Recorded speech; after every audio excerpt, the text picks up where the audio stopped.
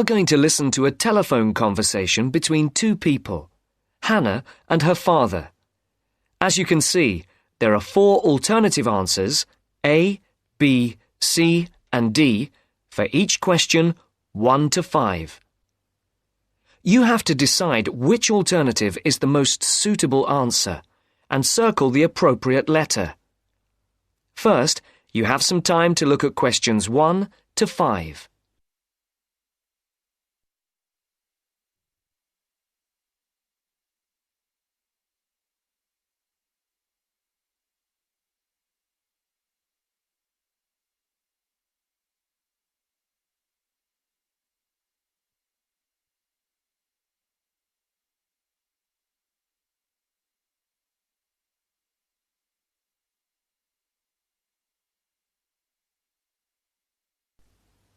Now the test will begin.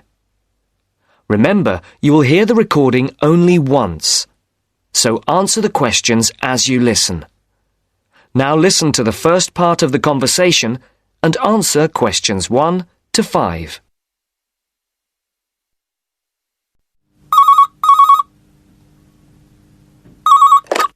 Hello, 992846. Dad, is that you? Hannah? Dad, I'm phoning... The line isn't very clear. Yes, I know. I'm on a mobile and the signal isn't very good. I'll see if I can move.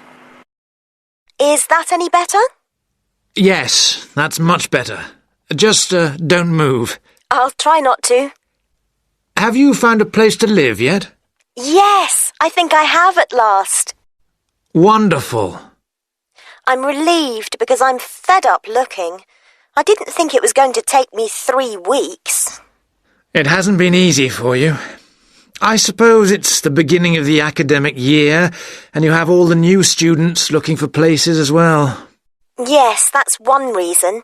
But this place is also full of new technology companies, and there are lots of young people looking for somewhere to live. And you know what that means. Higher rents as well. Yes, much higher. Well, tell me, how much is it? It isn't cheap for this area. It's £400 a month. That's much more than you had expected. Yes, it is. But I can't face looking anymore. I want a place where I can put my things instead of living out of a suitcase. I don't want to stay in this hotel any longer. I guess not. So, what's the new place like? Oh, it's really, really nice. Oh, good. It's in a very quiet street. It's a 2nd-floor flat with 1 double bedroom, a large living room, kitchen and toilet and bathroom. Sounds very nice. Oh, it is. And guess what? Yes? It's got a small roof terrace looking onto the garden at the back. Great! And it's big enough to have my plants and a small table and chairs. Brilliant. Before the speakers continue their conversation, look at questions 6 to 10.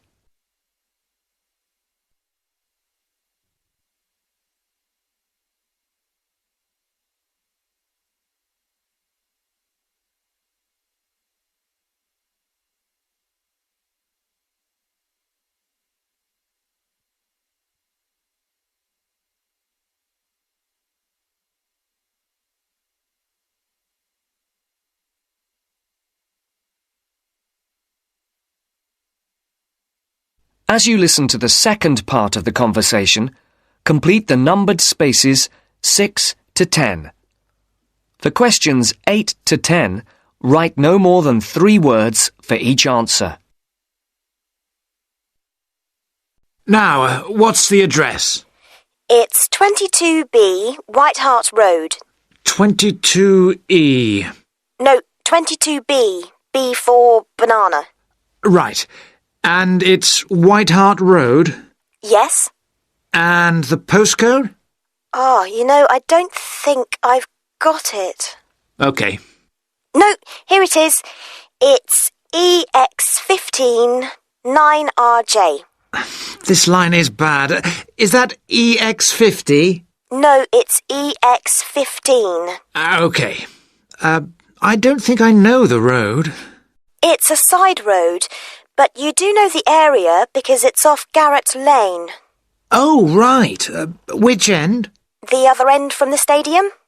So, it won't be too noisy then? You can still hear it from here when there's a match on. When are we going to see you? Well, I was going to come down on Friday evening after work, and then we could bring my things by van on Saturday afternoon. I want to move all of my stuff out, to give you and Mum more space. We'll need to hire a van then. It's okay. I'll pay for it. No, don't worry. It'll be a gift from your mum and me. Oh, Dad, it's okay. No, I won't hear of it. We'll pay. All right. Thanks, Dad. And if you're taking everything, we might need to hire a container lorry. Oh, Dad! I'm only joking. I know. I'll hire the van for the Saturday then. I can pick it up first thing in the morning. Right. And then return it in the evening. Are you sure you don't want to stay overnight? No, I'd best get back the same day. You know what your mum's like. She'll only worry. If I remember rightly, it's about 3 hours by road? Yes, roughly. Well, if we leave by lunchtime, we'll be there mid-afternoon. Okay. Then a couple of hours to unpack. Then? We could go to a nice restaurant round the corner. Definitely. My treat. You're on. But I'll have to be away by about 7:30-ish. Okay. Right then. Mum wants to have a word. I'll see you Friday. Bye, Dad. I'll hand you over to her. Bye. That's the end of section 1. You now have half a minute to check your answers.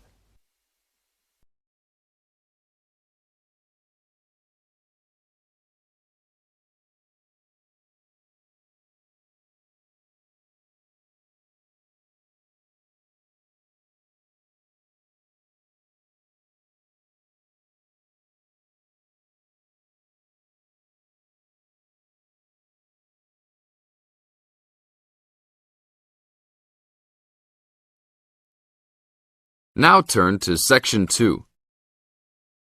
Section 2. You are going to hear a guide named Matt who is introducing their trip in Wildlife Haven. Now you have some time to look at questions 11 to 15.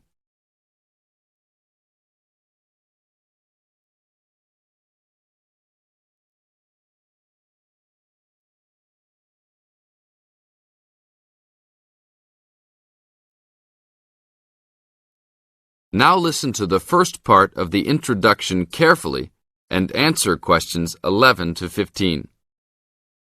Well, good morning, everybody. My name's Matt, and I'm one of the 3 guides here at Wildlife Haven. Our job is to make sure that you all have a great time here with us and go home feeling happy and relaxed. As you can see, we're away from the city in a remote area between a national park and the sea. To encourage you to relax, there are no radios or TVs, and the only phones and newspapers are in the office. So, if peace and quiet is what you've come for, this is the place to be. From your cabin on the hill, you'll find you have the national park behind you, and you can look out from the sea from your front balcony. Your luggage will be unloaded from the bus and taken to your rooms in a few minutes. Once you have picked up your key at reception, please locate your room and check that all your luggage has arrived. The daily program here at Wildlife Haven is flexible and only as demanding as you want it to be. You should each have a brochure setting out the facilities and various walking tracks you can take. And on the bus, you are given a green sheet setting out a number of group tours in the coming week. If you want to join any tour, just write your name and room number on the relevant sheet along the wall here. Tomorrow, there is a beachcombers and rock hoppers tour exploring marine life in the rock pools along the beach. Or, if you'd prefer to go inland, there's a guided forest walk that takes you off the walking tracks. If you want to catch some lunch, you could join the beach fishing expedition. And at night, you'll see there is a moonlight forest walk that leaves each night at 7 p.m. So there is plenty to choose from at Wildlife Haven, and of course, That includes just sitting on your balcony watching the waves roll in. But I would recommend my favorite tour, the Waterfall Walk. This departs at sundown each day and also provides the opportunity to have a moonlight swim. Now you have some time to look at questions 16 to 20.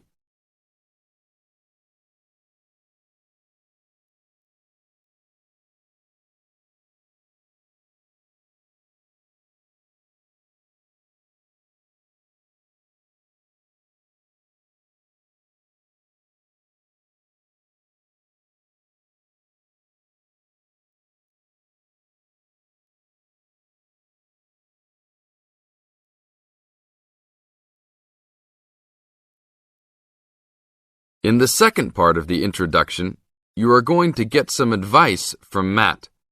Listen carefully and answer questions 16 to 20. You've chosen to visit us in January, which is one of our hotter months.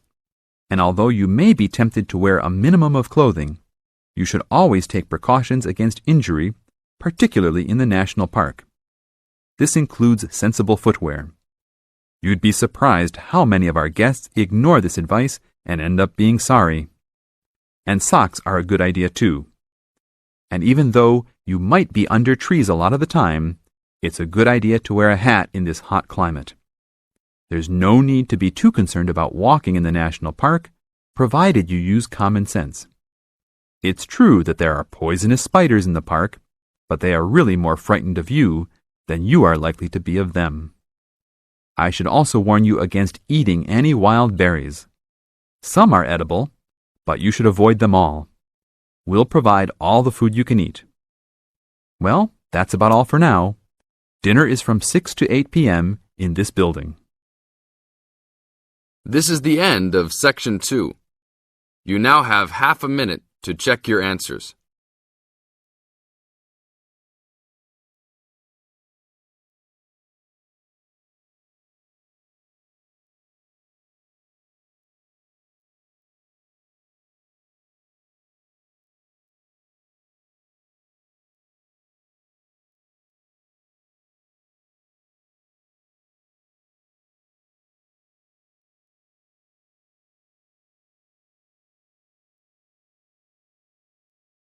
Now turn to Section 3.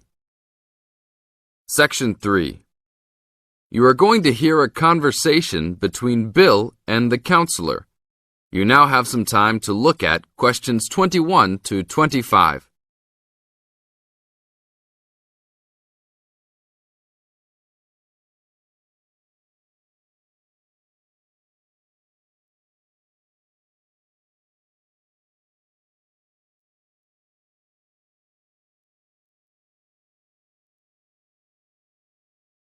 Now, listen to the conversation carefully and answer questions 21 to 25 by circling the correct letter A, B, or C.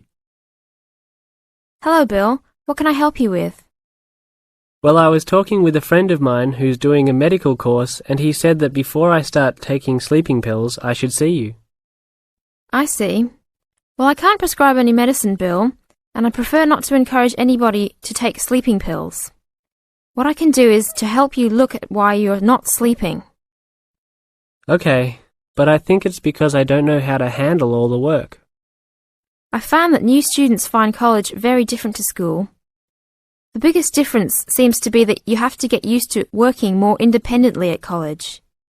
And this can be difficult to pick up straight away. You can feel that you're not quite in control of it all. That's right. I mean, with only a few lectures and tutorials each week, it looks like an easy workload, but then you suddenly realize that there are assignments, tests, and exams. I know I'm not the only one. I really prefer to work quietly in the library where the resources are, but its hours just don't suit my work and sleep habits. Yes. Having a lot of time to manage and having to arrange to get everything done and still have time left over to relax and feel refreshed usually needs careful planning. Yeah, that's right. I know. But it's hard to get started. My medical mate said you can help with getting organized, and I sure need it. Okay then. I need to get a few details about your timetable and any other commitments. You can put them all down on this form if you like.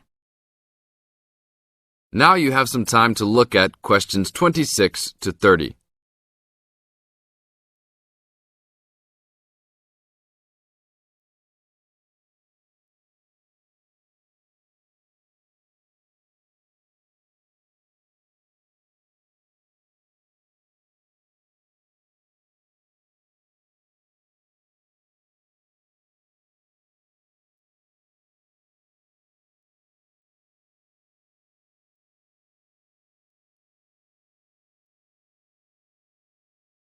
Listen to the second part of the conversation and answer questions 26 to 30 by completing the notes below. Write no more than 3 words for each answer. Now, Bill, what's your main concern? Well, what really gets me down at present is that the exams are coming up and I don't feel confident. I know you've spent a lot of time preparing, so let's look at the actual exam itself. No matter how much preparation you do, it doesn't really count if you don't plan how you will time yourself to ensure you get to answer all the questions. Usually there will be some guide on the exam paper that will tell you the relative importance of each question, its contribution to your total mark. I see. So if I feel organised at the start, I can be more confident. Exactly. So once you've worked out an overall plan, and this can be done quickly, you need to make sure you know what each question is asking you to do. As a marker, I know what answers I expect to a question. Then you need to address the question, not just write down what you know and hope the marker will appreciate the hard study you've done. Yes, that's important. I can see that markers are looking at the questions, not trying to guess what we know. Yes. And the third point to keep in mind is that even if you know the topic well, you should leave time to go back and check your work for content. There may be an important point you have missed, or not explained as much as you wanted to. And at the same time, you can look for errors, including any obvious ones in grammar. Okay, thanks. It's really simple in many ways, isn't it? This is the end of Section 3. You now have half a minute to check your answers.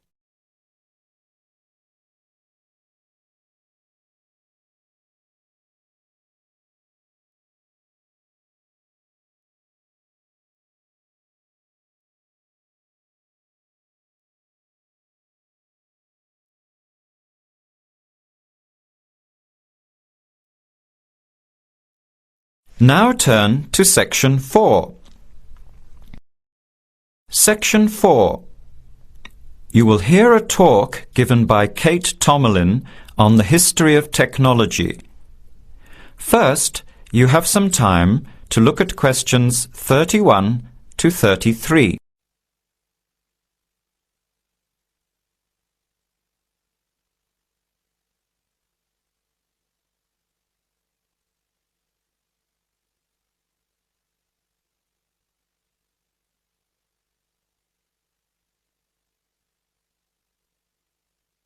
Now, listen carefully to the talk and answer questions 31 to 33. Our talk today in this History of Technology series is about a feat of anti-engineering from the late 19th and early 20th century that is still very much with us today and that is linked with the history of the typewriter. It's the QWERTY keyboard.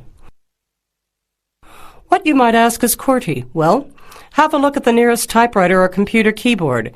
If you look at the top row, you will see that Q, W-E-R-T-Y, are the first 6 letters. Did you ever think when you were learning to type about why the letters on the keyboard are distributed the way they are? Here's the story. It all has to do with the history of the typewriter. Typewriters existed since the early 1700s, but the first commercially practical system came into being in 1873. The typewriter is one of America's greatest unsung inventions. While the telephone, automobile, and airplane sped up communications and transportation, the typewriter did the same thing for the written word. But few people paid much attention. possibly because they were too busy reading what the typewriter had written about all the other inventions. The first typewriters had the keys laid out in alphabetical order, but this system had problems. Some keys that tended to be typed together were physically close. This made the type bars hit each other and get stuck. Typewriters in 1873 jammed or got stuck if the keys next to each other were hit in quick succession. To solve this problem, in 1878, the QWERTY keyboard was developed, spacing frequent letters away from each other and therefore reducing the number of jams. It was not specifically designed to slow down typists, as is generally believed, but the keyboard did create a built-in inefficiency for typists. The most common keys are scattered all over the keyboard rows, many on the left side. Right-handed people have to use their left hand, which is the weaker hand.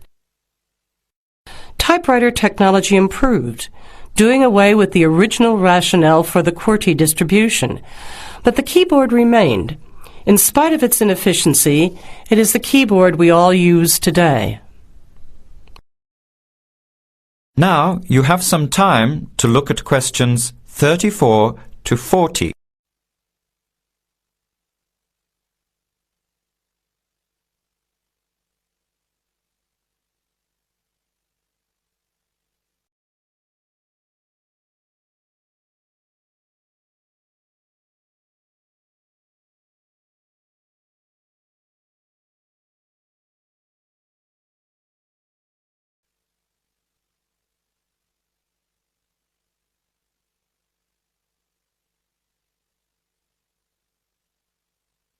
Now listen and answer questions 34 to 40. Already back in 1932, there was a solution to the problem.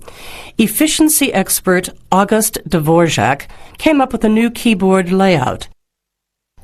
His home row consisted of A, O, E, U, I, D, H, T, N, S, which includes all of the vowels as well as the most commonly used letters. On this keyboard, over 3,000 words can be typed using only the home row. In fact, 70% of all the work can be done on the home row, 22% on the row above, and 8% on the row below. The QWERTY keyboard allows only about 50 words to be typed without reaching for other rows. In addition, on Dvorak's keyboard, the right hand handles 56% of the workload and the left handles 44%, just about the opposite of the division of the QWERTY keyboard. This is an advantage for most right-handers. The Dvorak keyboard increased accuracy in typing by almost 50% and speed by 15 to 20%. How much labor did this Dvorak layout save? In one study, a group of typists was evaluated in the use of both keyboards. Those using the Dvorak keyboard moved their fingers just about 1 mile on an average day, while those who used the QWERTY keyboard moved their fingers an average of 12 to 20 miles. The superiority of the Dvorak keyboard was clearly established. However, it has never been adopted as the keyboard of choice. Why? First of all, bad luck and bad timing on the part of the Dvorak team. First, there was the Depression. Not a good time for introducing change. But the main factor that worked against the Dvorak system was habit. People were used to the QWERTY keyboard. Computers today could easily switch the arrangement of letters to the Dvorak layout, but it seemed that because of habit, the QWERTY layout remains dominant. People felt comfortable with the keyboard they learned on, so it was the established patterns of hundreds of millions of typists, manufacturers, typing teachers, and typewriter salespeople that have crushed all moves toward keyboard efficiency for over 70 years. It looks like QWERTY keyboard may be with us for a long time yet. That is the end of section 4. You now have half a minute to check your answers.